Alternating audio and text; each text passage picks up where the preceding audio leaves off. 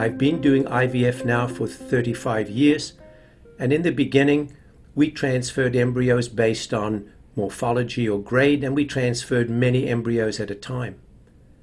Ever since testing of embryos became available, and we've been doing it in our program since 2000, we started with fish, we progressed to CGH, and in the last 7 or 8 years, with the availability of NGS, we are now able to categorize the ploidy of the cells that we remove in the biopsy.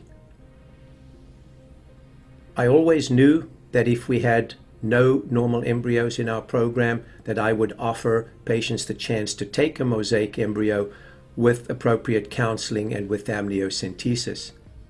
We published our first paper in 2018 on the first 100 Mosaic embryos, and when we were approached by our colleagues in Rome and Milan and Taiwan, New York and New Jersey, and of course here in California, we jumped on the opportunity, and our senior scientist, Manuel Viardi, in the Zuves Foundation, has put together this data with all of your input.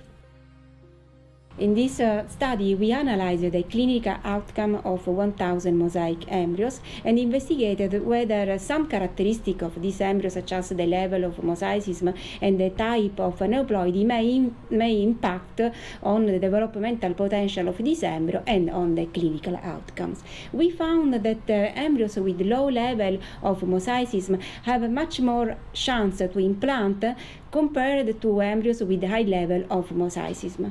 So the working theory right now is that the load of abnormal cells determines the fate of the embryo.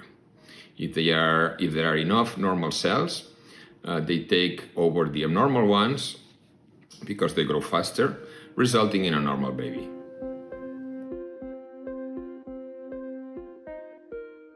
Next step with this study will be, can we identify the mosaic embryos that are most likely to make babies and less likely to make miscarriages, and further refine the product that we offer our patients by giving them singleton pregnancies and low miscarriage rates.